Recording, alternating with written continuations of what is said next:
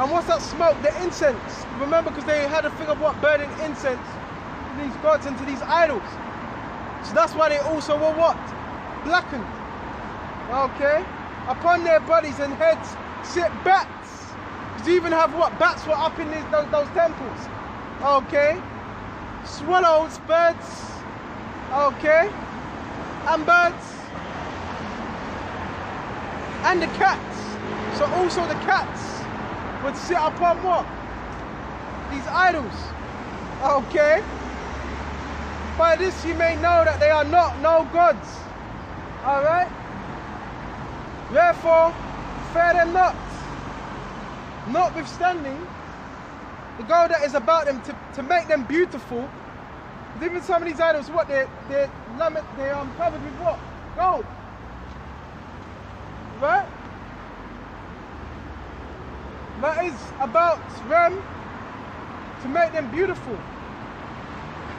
Except they wipe off the rust. Alright? They will not shine. So you will need to wipe off that rust, all that dirt, all that rust to make them shine. Right? All that effort. Okay? For neither, when they were molten, did they feel it. The things wherein there is no breath are bought for a most high price. And some of these things are expensive. Okay? They are borne upon shoulders, having no feet, whereby they declare unto men that they be what? Be nothing worth. Right? They also that serve them are ashamed. For if they shall fall to the ground, at any time they cannot rise up again themselves. So if an idol falls, it cannot rise up. You will have to pick it up. And if it falls, then it can break. Okay, just like in the time of what? The Philistines. Okay, when Dagon what? Fell. Dagon goes back to the fish pot. And when that fell in the temple, it was broken. Okay, let me just a minute. Wait, where is it? They cannot rise up themselves. Neither if one sit upon right can they move of themselves.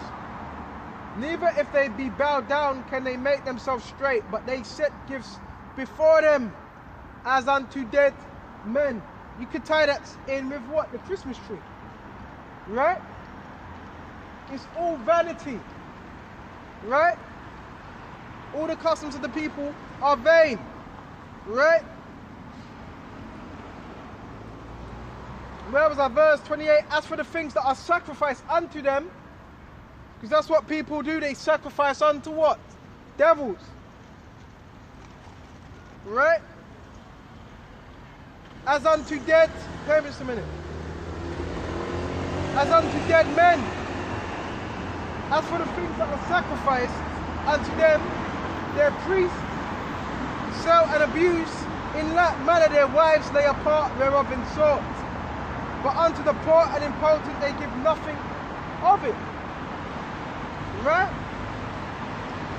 Menstruous women and women in childbed eat their sacrifices. Right? By these things you may know that they are not gods. Fear them not. But how can they be called gods? Right? Because women set meat before gods of silver, gold, and wood. Right?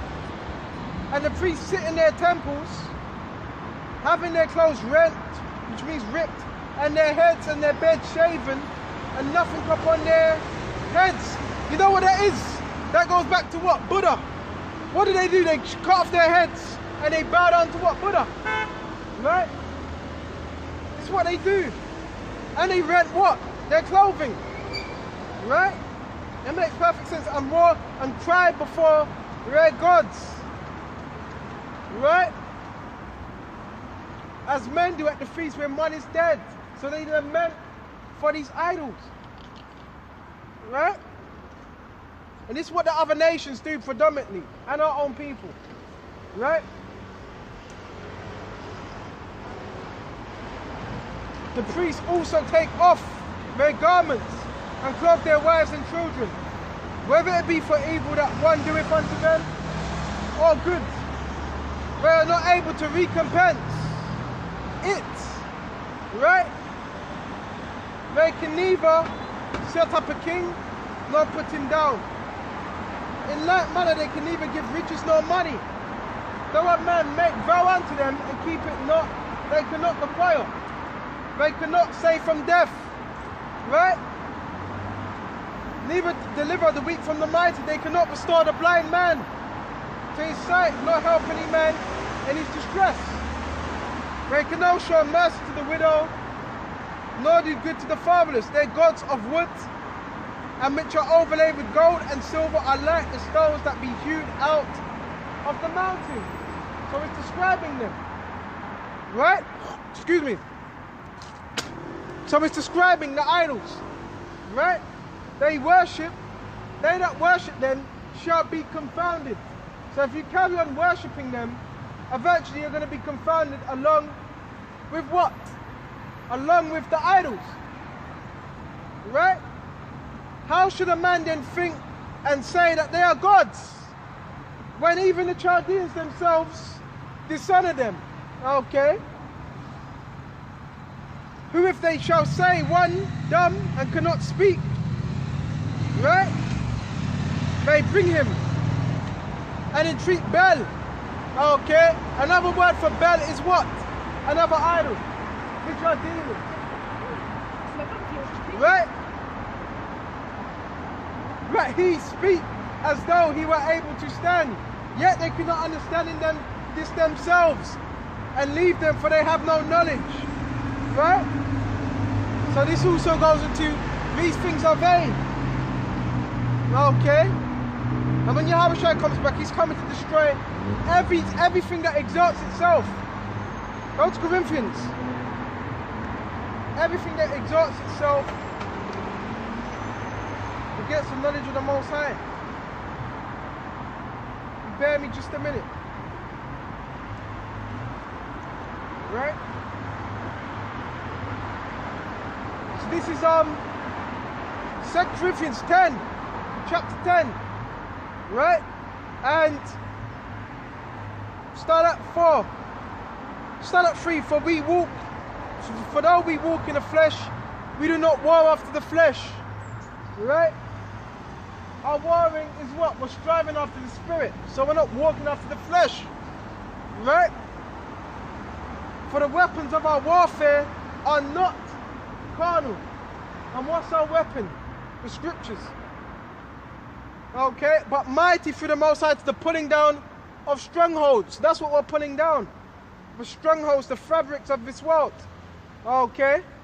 Strongholds are what? Barriers.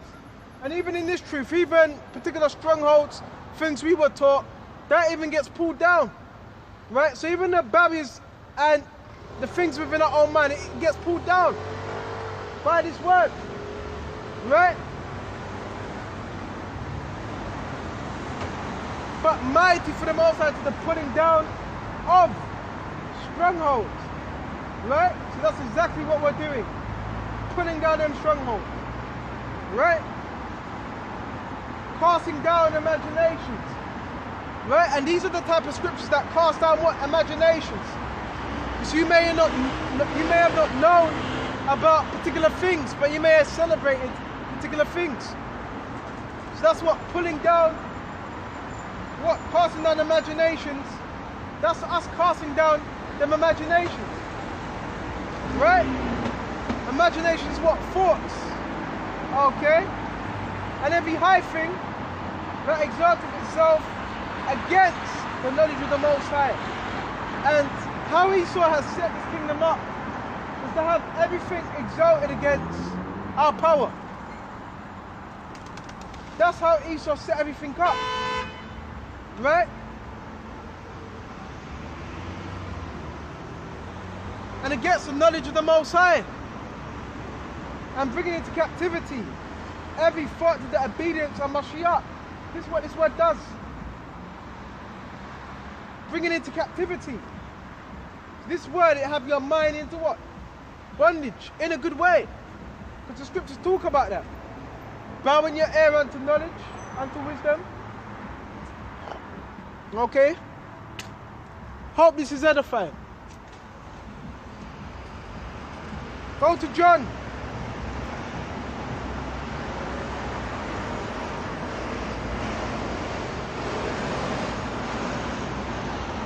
Right? So we're going to go to John 14. 2 and 14.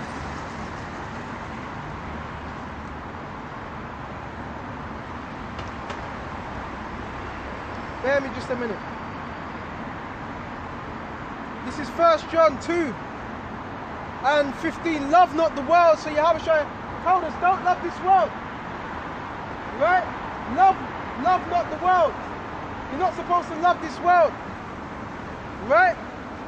You're not supposed to love the things in this world. Love not the world, neither the things that are in this world. Right? Because this world's wicked. If any man love the world, the love of the Father is not in him. So if you love this world, this current world, this current setup, Scripture says the love of the Father is not in you. Right? It's not there. That's also a separation as well between the hopeful elect and those that are not of the hopeful elect. Scripture says, love not the world, neither the things that are in the world. So you know not to love this world. You're not going to love Christmas. You're not going to celebrate birthdays. Right? Because the scriptures say so, that's why. Right? Okay? Love not the world. Okay? Love not the world, neither the things that are in this world. So remember, it's a process. Right? Well, that's why more so, you're really alone. Okay? Because most of the people, they're all about this world. You know? Neither the things that are in the world. Right? If any man love the world, the love of the Father is not in him. So that's very harsh. A lot of people will call that harsh. Right? And this is what John's speaking. John the Baptist. He says, if you love this world, the love of the Father is not in you. Okay? For all that is in the world, the lust of the flesh, the lust of the eyes,